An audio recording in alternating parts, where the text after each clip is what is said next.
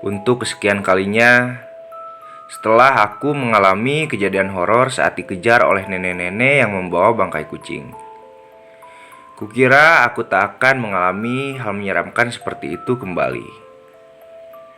Tapi nyatanya, aku malah mengalami kejadian horor yang lebih parah lagi dari kejadian waktu itu. Mungkin pengalaman horor yang pernah aku alami, semuanya tidak akan pernah bisa aku lupakan. Tapi untuk yang kali ini adalah pengalaman yang paling tidak bisa saya lupakan. Ceritanya hampir sama seperti di ceritaku yang berjudul Pembalasan Sang Adik Ipar, yang menceritakan saat aku berinteraksi atau mengobrol dengan hantu yang berwujud manusia. Namun bedanya di cerita kali ini menceritakan tentang aku yang terpaksa mengantar wanita yang sedang hamil di malam hari. Jadi ceritanya seperti ini. Kebetulan saat ini aku sedang tidak bekerja, atau bisa dibilang juga seorang pengangguran. Walau sebenarnya nggak nganggur-nganggur amat. Karena kebetulan di tempatku tinggal ada sebuah pembangunan perumahan yang baru saja selesai. Dan untungnya, di depan perumahan tersebut ada sebuah minimarket yang baru saja dibangun sekitar 2 bulan yang lalu. Jadi daripada nongkrong gak jelas dan nambah beban orang tua, sekali-kali aku sering jaga parkir di depan minimarket tersebut. Kebetulan aku kalau jaga parkir biasanya jaga dari maghrib sampai jam 9 malam. Lah, kenapa nggak dari siang? Ya karena kalau dari siang, parkirannya nggak terlalu ramai. Jadi di perumahan yang ada di tempatku tinggal itu, kebanyakan dihuni sama para pekerja pabrik. Dan mereka biasanya baru pulang pukul 6 atau kalau lembur mungkin jam 7 atau jam 8 malam. Jadi begitulah alasan saya menjaga parkir di malam hari. Nah, kok jadi curhat? Ya sabar dulu lah. Biar ceritanya nyambung, jadi saya sedikit jelasin dulu kerja serabutan saya itu. Karena memang dari jaga malam itulah semuanya berawal. 4 hari yang lalu. Waktu itu malam Sabtu, dimana biasanya orang-orang yang ada di perumahan, kebanyakan dari mereka memanfaatkan hari libur untuk pulang ke kampung mereka masing-masing. Ya karena kebetulan notabene dari mereka adalah pekerja pabrik sepatu yang cukup terkenal di daerahku. Jadi hari Sabtu dan Minggu mereka akan libur bekerja. Otomatis karena banyak yang pulang, parkiran pun akhirnya jadi agak sepi. Ditambah lagi, malam itu hujan sangat besar. Jadi bukannya dapat uang dari jaga parkir, aku malah cuma numpang berteduh aja di pojok teras minimarket tersebut. Hujan saat itu benar-benar sangat deras, dan sialnya sangat lama sekali. Sampai akhirnya, hujan waktu itu berhenti pukul 9 malam, dimana biasanya jam 9 aku sudah pulang ke rumah. Tapi karena belum dapat uang sama sekali, dan kebetulan minimarket itu tutupnya pukul 10 malam, akhirnya aku putuskan untuk menjaga parkir sampai minimarket tersebut tutup. Lumayanlah 1 jam, barangkali ada banyak yang belanja, pikirku dalam hati. Dan ternyata memang benar, sempat ada beberapa orang yang belanja. Namun naasnya, mereka tidak membawa kendaraan, yang lagi-lagi membuat aku kecewa. Dan saya pikir mungkin malam itu belum ada rezeki dari parkiran tersebut. Akhirnya aku putuskan untuk pulang saja. Memang rumahku tidak jauh dari tempat parkir itu. Tapi kebetulan waktu itu aku sedang membawa motor. Hingga pada saat aku menyalakan mesin motor, aku sempat melihat ke arah kiri. di mana di sebelah situ ada beberapa kios yang sudah tutup. Dan di ujung kios tersebut, ternyata ada seorang wanita yang ketika aku melihat ke arahnya, wanita itu seperti melambaikan tangan ke arahku, seperti menyuruhku untuk menemui dirinya. Saat itu aku sempat nengok ke kanan dan ke kiri, karena takutnya dia melambaikan tangan bukan ke arahku.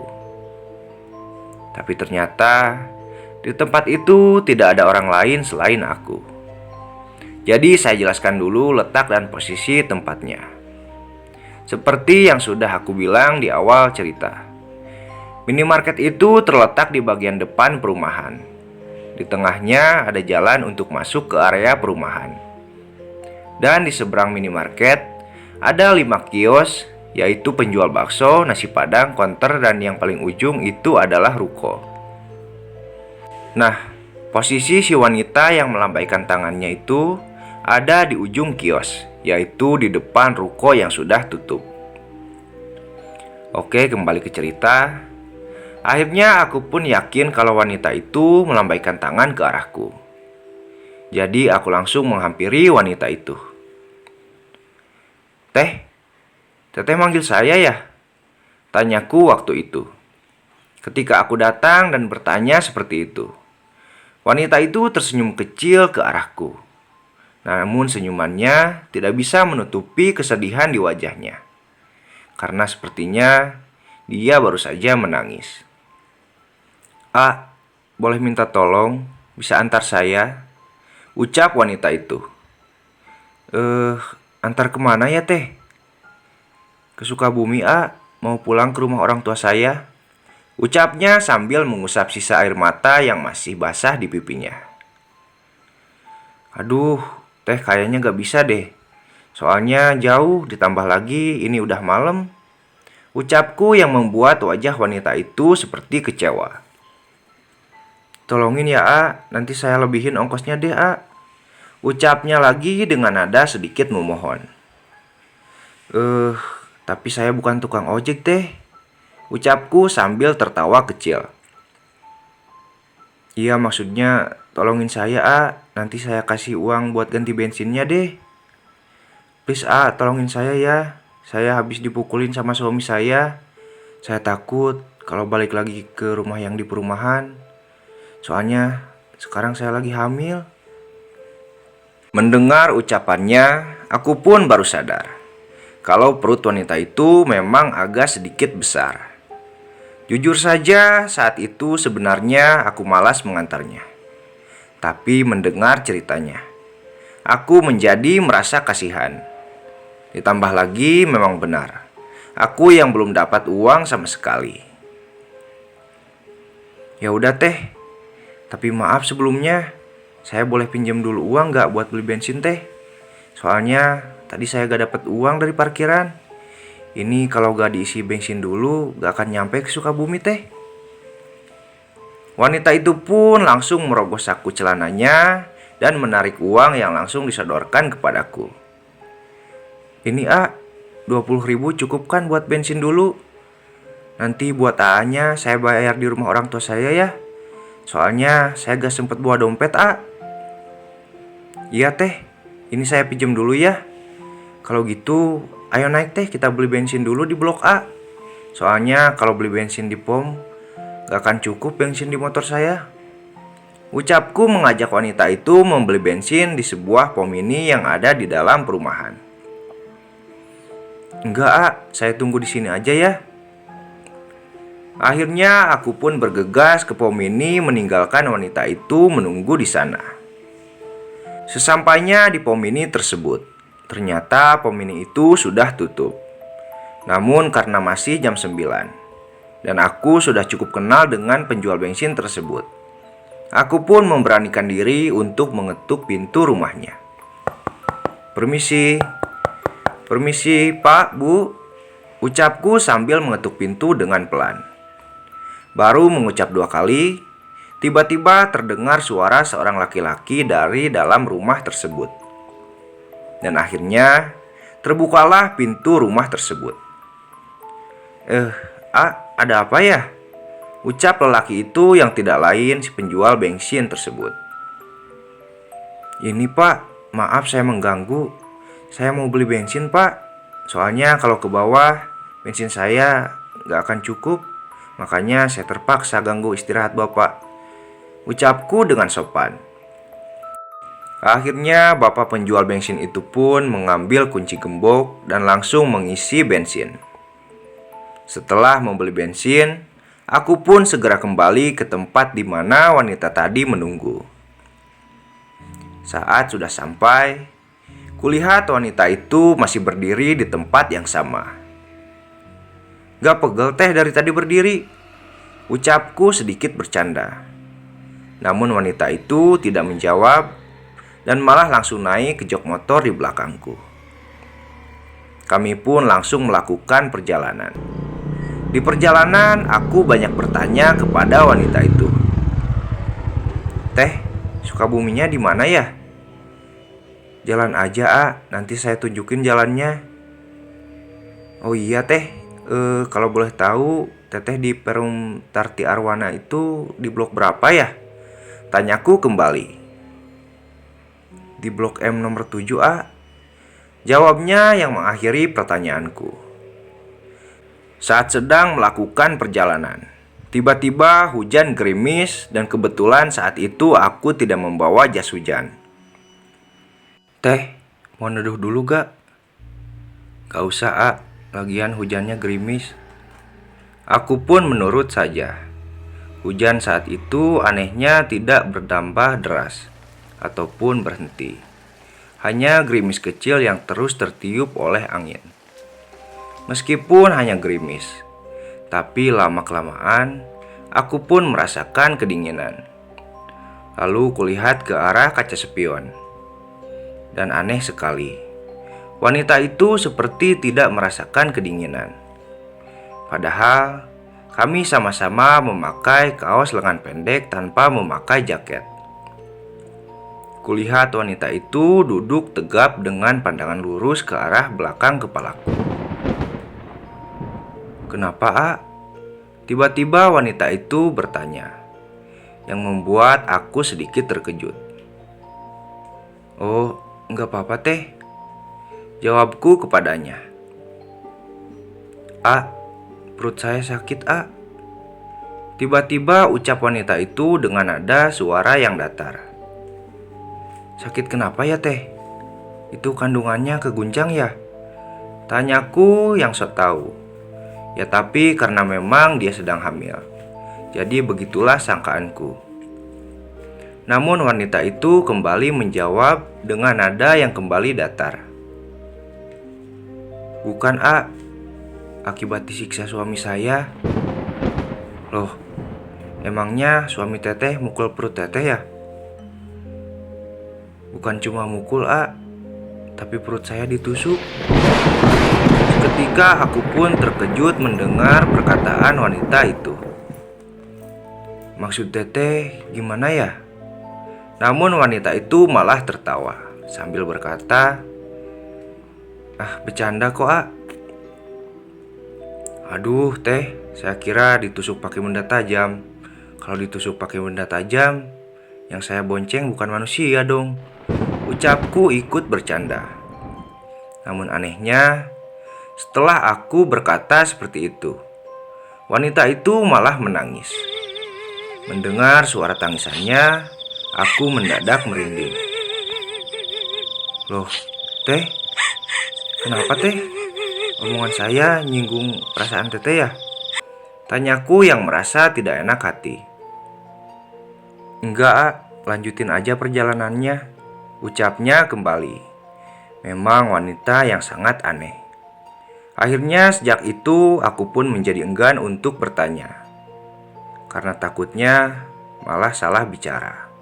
Karena sepertinya wanita ini gampang tersinggung. Aku pun terus melajukan perjalanan dengan arahan wanita tersebut. Dan yang membuat aku terkejut, kukira rumah orang tuanya ada di daerah Sukabumi kota. Tapi ternyata malah memasuki daerah perkampungan yang sepi. Aku saat itu sempat berpikir, apakah mungkin wanita yang aku bawa itu adalah komplotan begal yang bermoduskan ngojek dan membawaku ke tempat sepi yang sudah direncanakan oleh komplotannya. Tapi saat itu juga aku membuang jauh-jauh pikiran jelek tersebut, mengingat kalau wanita itu sedang hamil. Kembali ke rute perjalanan. Semakin memasuki daerah perkampungan, suasana jalan semakin gelap. Kiri kanan jalan hanya terlihat pepohonan yang besar, dan hanya ada 1-2 bangunan rumah yang jaraknya berjauhan. Dan saat itu juga tiba-tiba kita menemui jalan yang bercabang. Tentu saja aku harus bertanya ke jalan mana kita harus masuk. Tapi anehnya, saat aku bertanya ke jalan mana yang harus aku lalui, penumpang itu malah tidak menjawab. Aku pun memberhentikan motor, lalu bertanya kembali kepada wanita itu. "Mbak, ini kita kemana ya?" Tanyaku kembali sambil melihat ke arah jok belakang. Namun saat aku berbalik, astagfirullah, aku dibuat terkejut ketika melihat di jok belakang. Wanita itu malah menatapku dengan senyuman yang aneh. Seketika bulu kuduku dibuat merinding olehnya. Mbak, kenapa mbak?" Namun wanita itu malah menjawab dengan suara tawa menggigit. Suara tawanya memang pelan, namun benar-benar membuat aku ketakutan. Sampai-sampai aku langsung turun dari motor dan agak menjauh dari wanita tersebut. Tapi tiba-tiba, kenapa kok gitu aja takut?" Ujar wanita itu sambil tertawa meledek. "Ya ampun teh, bikin orang jantungan aja. Mana di tempat gelap kayak gini lagi.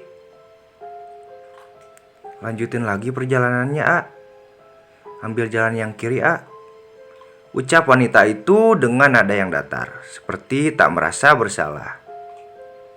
Aku pun kembali naik ke atas motor dan langsung melanjutkan perjalanan. Perjalanan yang ditempuh kini bukan hanya gelap, namun jalannya kini sangat rusak seperti sungai yang tidak berair. Aku pun mulai ragu dengan wanita ini. Lalu kutanya lagi untuk memastikan apakah jalannya benar. "Teh, ini gak salah jalannya teh?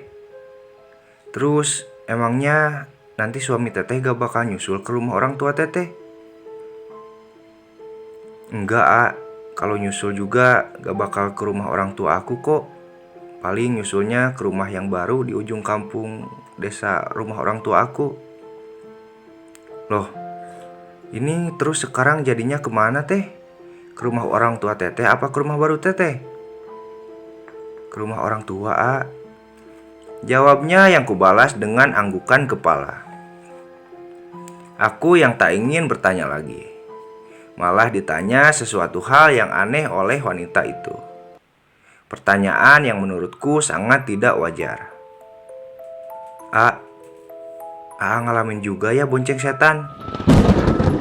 Duh, serentak jantungku berdetak mendengar ucapan wanita itu. Aku saat itu tidak menjawab, karena kupikir ini benar-benar sudah tidak beres.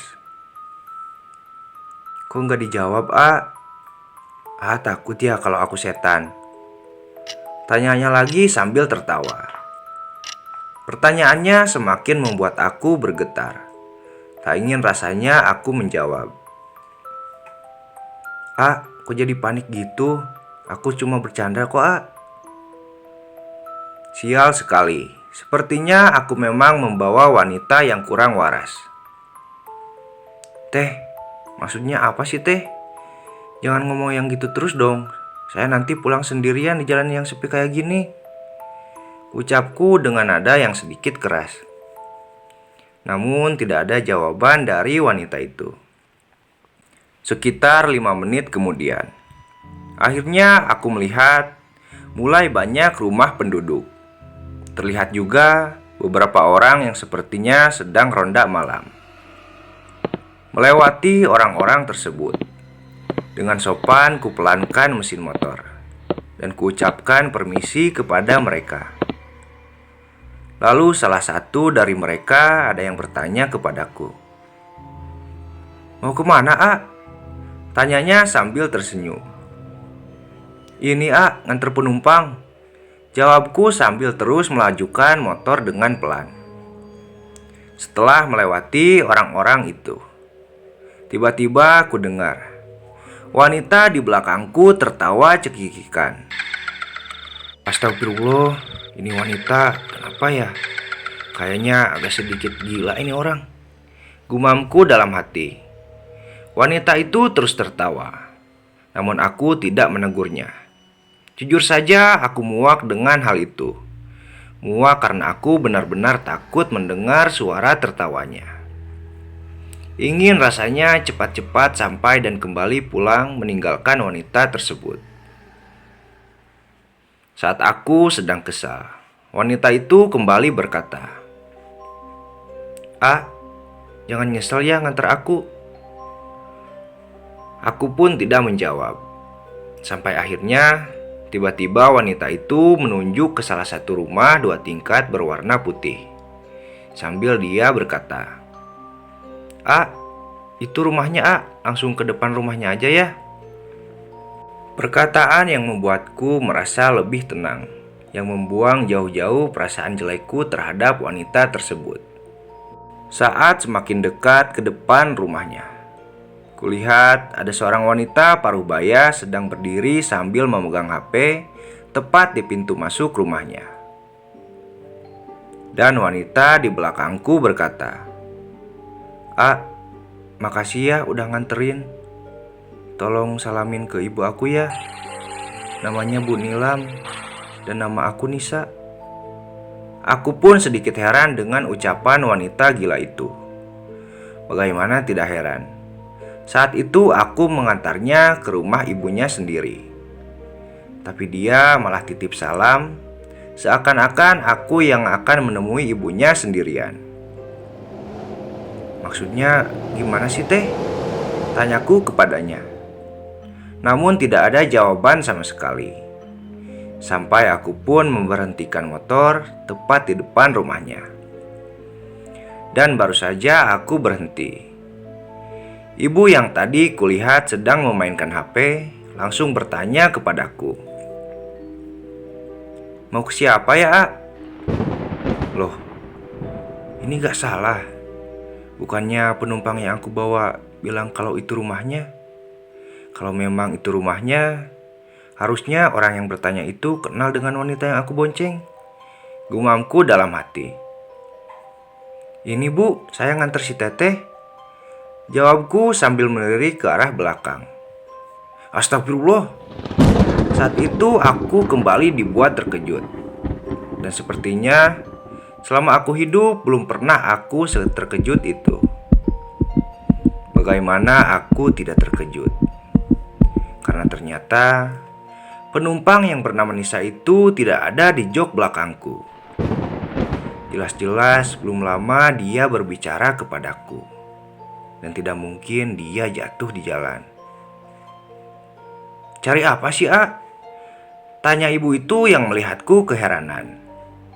Dengan tergesa-gesa aku pun berkata kepada ibu itu, "Bu, tadi saya nganter perempuan. Barusan saya ngobrol di sini, tapi kok sekarang orangnya nggak ada, Bu." "Ah, yang bener, A. Sumpah, Bu, katanya ini rumahnya. Namanya Nisa, Bu, terus nama ibunya Nilam." Ibu-ibu itu terdiam mendengar aku berkata seperti itu. "Bu, saya berani sumpah, Bu, saya nggak bohong. Aduh, ini kayaknya ada yang aneh. Soalnya sepanjang perjalanan tadi saya ngerasa bahwa wanita yang gak normal, Bu." "A, memang benar ini gak wajar, A. Saya Nilam, A. dan Nisa itu anak saya. Sebaiknya masuk dulu biar kita ngobrol di dalam aja. Aku pun masuk mengikuti langkah kaki ibu itu. Ada tamu, Bu. Dari mana, A? Tiba-tiba datang seorang pria yang usianya tidak jauh dengan Bu Nilam yang keluar dari kamarnya. Aku pun berdiri dari duduk dan menyalami orang itu. Bu Nilam pun berbincang dengan lelaki itu yang ternyata adalah suaminya, menjelaskan siapa aku dan kenapa aku bisa ada di rumah mereka. Setelah aku disuguhi segelas kopi, mereka pun mulai bertanya kronologi dari awal aku bertemu dengan wanita yang bernama Nisa itu. Dan sesuatu hal yang membuat aku benar-benar tercengang adalah ketika bagian Bu Nilam dan suaminya yang mulai bercerita. Memang benar, A, Nisa itu anak kami. 1 tahun yang lalu, dia menikah dengan laki-laki yang kami berdua tak suka dengan lelaki itu. Karena kami tahu lelaki pilihan Nisa itu banyak yang bilang kalau dia sering mabuk dan bahkan sering mencuri kendaraan orang lain. Ucap Bu Nilam sambil menarik napasnya. Lalu suaminya melanjutkan bercerita. Kami membiarkan mereka menikah pun karena kami terpaksa. Karena ternyata Nisa sudah hamil di luar nikah. Namun ternyata setelah mereka menikah, suaminya malah nyuruh Nisa untuk menggugurkan kandungannya. Dan tanpa sepengetahuan kami, Nisa ternyata menggugurkan kandungannya. Dan ketika kami mengetahui yang mereka lakukan, kami langsung mengusir mereka karena bapak kecewa dengan anak yang bapak rawat dari kecil. Setelah itu Bu Nilam kembali menambahkan cerita. Setelah kami usir, kami mendengar mereka berdua ngontrak di sebuah perumahan. Perumahan yang A bilang tadi ketemu sama Nisa. Sekian lama Nisa enggak memberi kabar. Akhirnya sekitar 3 bulan yang lalu Nisa pulang kemari dan ternyata dia sudah hamil lagi. Waktu itu dia pulang sambil nangis. Dia minta maaf kepada ibu dan bapak. Dia bilang dia menyesal telah menikah dengan lelaki pilihannya karena ternyata dia selalu diperlakukan dengan kasar oleh suaminya. Ucap Bu Nilam yang kini mulai terlihat mengeluarkan air mata. Aku pun hanya terdiam mendengarkan mereka bercerita dengan begitu serius. Saat itu ibu dan bapak menyuruhnya untuk tidak kembali lagi ke kontrakannya. Namun saat itu Nisa malah kembali pergi ke kontrakannya. Katanya ingin membawa barang-barang dan sekalian minta cerai sama suaminya. Namun sejak dia pergi, dia baru kembali ke sini malam hari. Dan itu juga diantar oleh warga yang sering ronda di kampung sini. Loh, kenapa diantar oleh warga, Bu? Tanyaku yang kini mulai penasaran. Sejenak mereka saling bertatapan. Dan suami Bu Nilam pun langsung melanjutkan cerita. Karena Nisa meninggal, Jang. Aku terkejut mendengar ucapan bapak itu. Warga bilang saat itu Nisa pulang kemari naik ojek. Dan saat sampai di dekat pos ronda sana, tiba-tiba suaminya nyusul dan langsung nyegat motor yang dikendarai oleh Nisa. Dengan kasar suaminya nyeret Nisa. Tukang ojeknya sempat nolongin Nisa, tapi malah ditodong pakai pisau. Dan saat suaminya nodong ojek itu pakai pisau, Nisa mukul wajah suaminya. Tapi tanpa diduga, suaminya langsung nusuk perut Nisa berkali-kali sampai Nisa meninggal di sana. Maksud Bapak, kalau Nisa meninggal, berarti yang saya antar ke sini tadi? Belum selesai aku berbicara, Bu Nilam sudah menimpalnya. Iya benar, A. Nisa sudah meninggal. Dan mungkin yang A antar ke sini itu arwahnya Nisa. Ucapnya sambil menangis. Sial, Lagi-lagi aku mendapatkan hal seperti ini. Dalam rasa sesalku, aku pun penasaran dengan sosok Nisa ini. Lalu, sekarang suaminya gimana, Bu? Dia sudah ditangkap polisi, Jang. Pak, tadi Teh Nisa di jalan sempat bilang ke saya. Katanya kalau suaminya nyari, paling nyarinya gak bakal ke rumah ini, tapi ke rumah barunya di ujung kampung sini, Pak. Mereka berdua pun kembali saling bertatapan. Maksudnya nyari ke rumah barunya gimana ya? Kan harusnya suaminya tahu kalau Teh Nisa meninggal. Kan yang bunuh suaminya sendiri. Tanyaku kembali. Yang di ujung kampung sana tidak ada rumah, A. Karena di ujung kampung sana semuanya kuburan. Dan Nisa juga dikuburkan di sana, A. Lagi-lagi aku dibuat tercengang dengan kenyataan ini. Ternyata yang tadi wanita itu maksud rumah barunya. Mungkin rumah barunya yaitu kuburannya sendiri.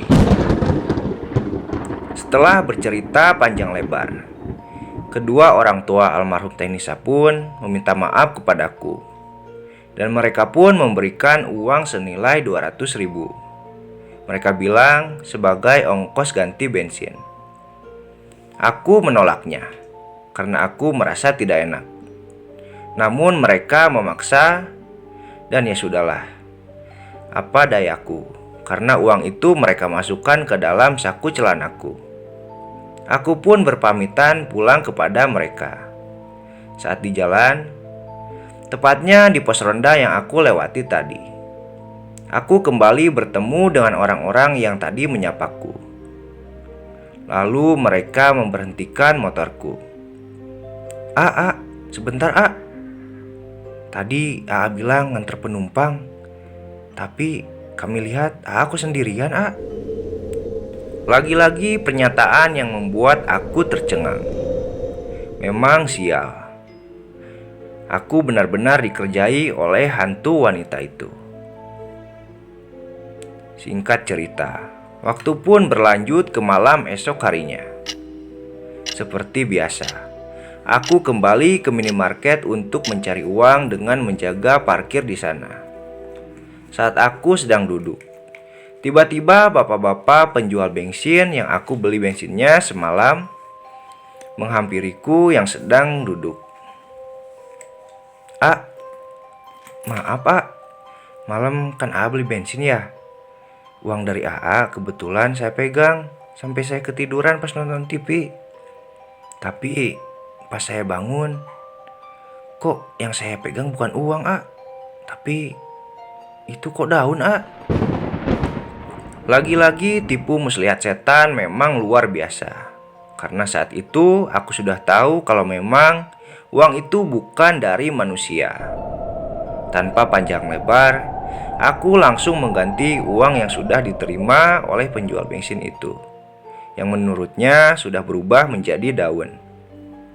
Setelah urusan penjual bensin itu selesai, karena penasaran, aku pun bergegas masuk ke dalam perumahan. Mengingat kalau wanita hantu itu pernah bilang kalau dia tinggal di Blok M nomor 7. Sesampainya di Blok M, kebetulan aku memiliki teman yang mengambil rumah di sana. Tepatnya di Blok M nomor 5. Kutanya pada temanku tentang rumah nomor 7. Dan ternyata temanku bilang rumah itu sudah lama kosong. Katanya sempat ada sepasang suami istri yang mengisi. Namun sekitar beberapa bulan yang lalu, temanku mendengar berita kalau suami istri itu bertengkar sangat hebat. Sampai-sampai si suami membunuh istrinya sendiri.